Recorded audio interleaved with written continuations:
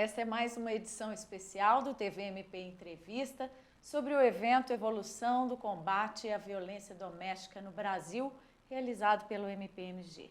Dessa vez eu converso com uma das palestrantes, que é a promotora de Justiça do Ministério Público de São Paulo, Carol Vieira da Roz, que fala sobre o novo tipo penal do feminicídio e sua abordagem em plenário. Muito bem-vinda ao nosso estúdio, obrigada por ter vindo conversar conosco. Eu que agradeço, muito honrada com o convite. Que bom. Eu queria começar perguntando sobre esse novo tipo penal do feminicídio, né, que foi criado por lei sancionada pelo presidente Lula e que entrou em vigor em outubro do ano passado, não é isso? Ele aumentou a pena do feminicídio? O que ele estabelece? Então, o feminicídio, né, até 2015, ele foi incorporado como uma qualificadora. Então, ele fazia parte do tipo penal do homicídio e havia uma qualificadora que trazia um aumento de pena para os casos de feminicídio. Diante desse aumento pandêmico dos casos de feminicídios, aprovou-se aí um pacote antifeminicídio que acabou transferindo o feminicídio e criando um tipo penal autônomo. E com isso, a pena do homicídio qualificado, que antes era de 12 a 30 anos, passa a ser de 20 a 40 anos. Então, começa com uma pena mínima básica de 20 anos para o crime de feminicídio. A senhora falou em números pandêmicos, né? A que se deve isso, esse aumento tão grande? Hoje, no Tribunal do Júri, a gente vê que ele tem orbitado em torno do feminicídio. Realmente é um aumento considerável em relação a outros casos, quando a gente atuava no Tribunal do Júri. O que não se sabe exatamente é se isso se dá pelo acesso que hoje a mulher tem ao sistema de justiça, a uma rede de apoio, sobretudo depois da Lei Maria da Penha, ou se isso era subnotificado, ou seja, já acontecia, mas nós não conseguíamos aí categorizar, não conseguíamos ter cientificamente análise desses dados. O que nós sabemos é que isso realmente tem apresentado um grande volume, tem sido consideravelmente os plenários do júri que nós temos feito com mais recorrência e por conta disso há um movimento social de buscar uma máxima proteção às mulheres e em especial em relação ao feminicídio. E esse novo tipo penal, na sua opinião, vai ajudar a conter essa escalada de violência? Então, essa é sempre uma expectativa aqui no nosso país, ou seja, quando se percebe um movimento, uma questão social, tenta se desencadear através de uma alteração legislativa que muitas vezes não vem acompanhada de outras medidas que poderiam fazer com que isso de fato ocorra. Então, evidentemente, é um avanço no sentido de tentar frear um pouco esse movimento, mas ele, juntamente com isso, ele traz vários desafios que às vezes nós não tínhamos no Tribunal do Júri. Então, alguns júris que para nós já eram algumas coisas muito tranquilas de abordar com os jurados, a forma de abordagem e tudo mais, hoje nós temos alguns problemas que nós conseguimos identificar através, muitas vezes, pela falta da técnica legislativa, que acarretam alguns problemas em relação a esse enfrentamento. Então, teremos aí sim grandes desafios que vamos ter que buscar junto com a técnica jurídica, superar. E é exatamente o que você veio falar no evento, que é a abordagem em plenário desse novo tipo penal? Então, esse tipo penal, o feminicídio, ele não abarca as qualificadoras subjetivas que nós temos no homicídio tradicional, vamos assim dizer. Né? Então, por conta disso, várias técnicas jurídicas nós temos que adotar no plenário, como, por exemplo, sustentar essas qualificadoras, que era o motivo fútil, motivo torpe. Nós vamos ter que trazer esse debate para o plenário, enfrentar essas questões, buscando, talvez, a análise delas como agravantes. Ocorre que outras teses jurídicas também vão surgir em virtude disso e com bastante força pela parte defensiva, quer porque isso não poderiam ser configuradas agravantes, quer porque vai se buscar também uma desclassificação do crime do feminicídio para o crime normal, porque há uma diferença de pena considerável. Então, essa é uma técnica defensiva e uma tese defensiva que a gente vai ter que enfrentar também no plenário. Então, isso muda a sistemática que nós atuávamos antigamente. Nós vamos ter que atuar com a perspectiva daquilo que nós estamos efetivamente acusando o réu naquele plenário, mas pensando dentro dessas teses defensivas de como já nos antevermos e também tentarmos solucionar os problemas que na sequência virão, que é de quesitação, ou seja, como isso vai ser apresentado como questionário, como quesitação para o jurado. E quais têm sido as consequências desse problema criado com esse novo tipo? no resultado dos júris? Isso ainda é muito novo, né? Então, nós começamos a oferecer denúncias com o novo tipo penal em outubro do ano passado. Então, dificilmente eu ainda não enfrentei um caso no júri com o novo tipo penal.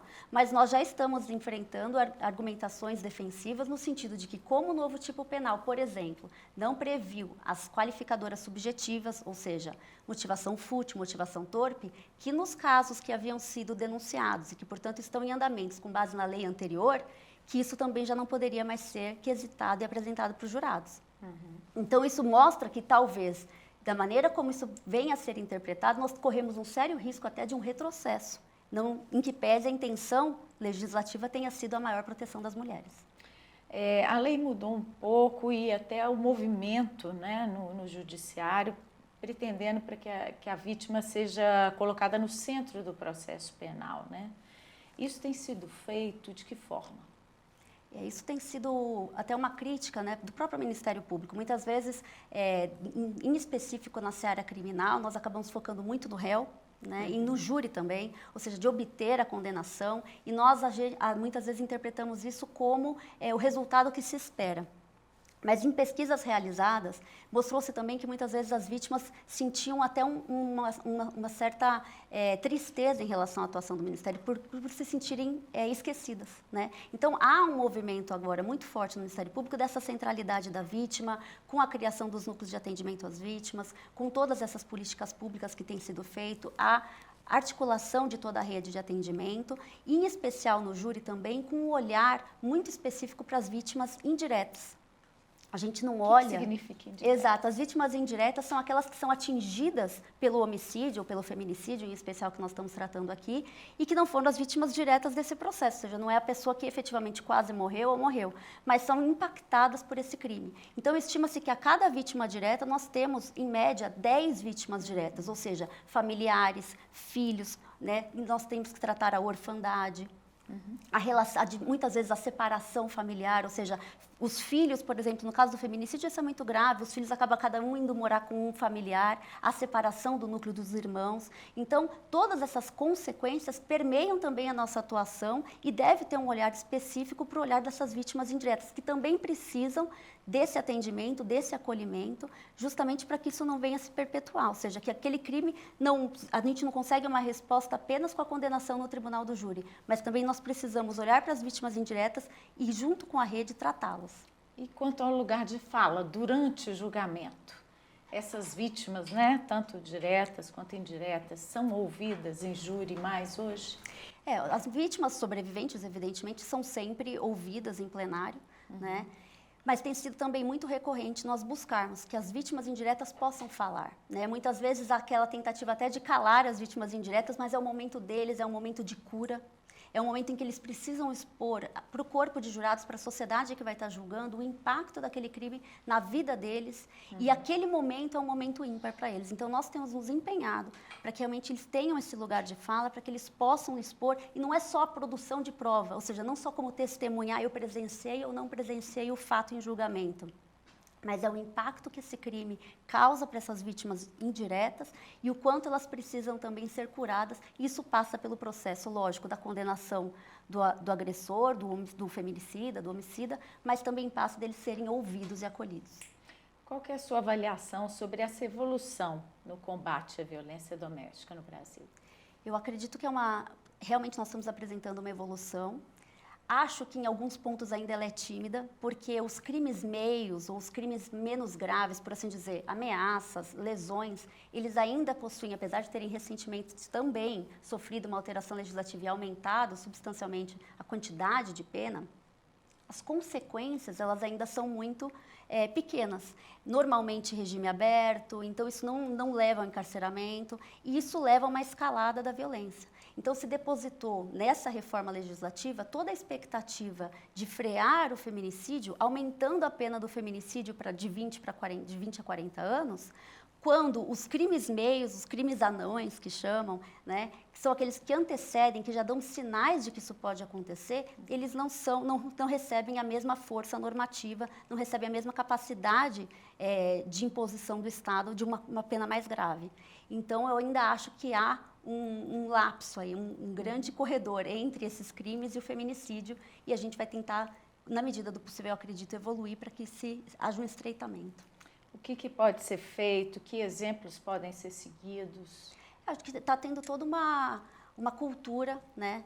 Uma metanoia, uma mudança mesmo de mentalidade da sociedade, da necessidade do enfrentamento da violência doméstica, desse olhar específico para esse problema que incluem os filhos, incluem toda uma família. E com essa mudança de pensamento e com as medidas legislativas que estão sendo aprovadas, o que nós precisamos agora é realmente implementá-las. Né? Muitas coisas nós já temos, normativamente falando, mas na prática acabam não sendo implementadas. E isso gera um incentivo, muitas vezes, para os agressores a permanecerem nesse estado, sabendo que nada vai acontecer. É preciso que a educação também seja voltada para eles? Né? A educação, a gente com tem certeza. feito campanhas para que as mulheres se conscientizem, né, de que é preciso denunciar, de que é preciso sair desse ciclo, né, de violência que elas muitas vezes são submetidas. Mas e os autores dessas violências? Sem sombra de dúvidas, não só a questão da educação, mas eles precisam temer a aplicação da pena.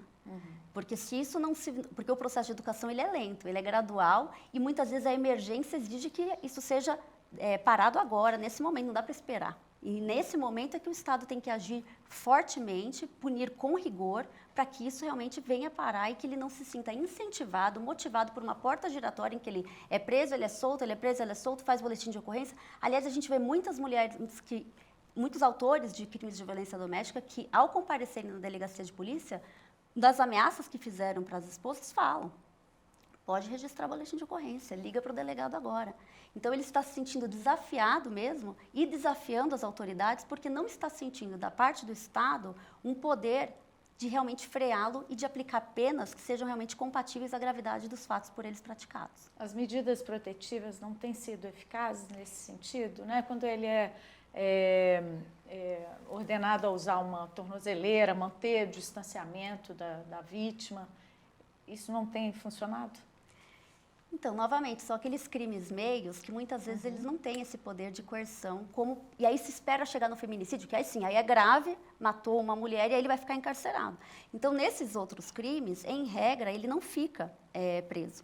E sabe-se que vai ser aplicado um regime aberto. Por ser aplicado um regime aberto, durante o processo não pode ser aplicado a ele, portanto, uma medida mais gravosa do que a própria pena final que ele vai pegar no final. Então, essa é a grande dificuldade, né, de fazer realmente se implementar. As medidas protetivas de urgência, elas vieram com bastante força e eu acredito que nós não estamos em patamares maiores de violência porque existem as medidas protetivas de urgência. É eficaz? O controle é feito? Nós temos aí o Guardiã Maria da Penha, vários projetos com a força pública que têm tentado fiscalizar aplicativos de SOS, conscientização da população. Então, isso já tem ajudado a capilaridade, mas a gente percebe que quando o cidadão quer descumprir uma medida protetiva de urgência, ele vai descumprir uma medida protetiva de urgência. E aí é que o Estado tem que atuar, em especial nesses casos de descumprimento, com bastante rigor, para que ele não se veja incentivado a fazê-lo. Nós temos processos em que houve 10, 12 descumprimentos de medida protetiva, noticiados pela vítima, por exemplo.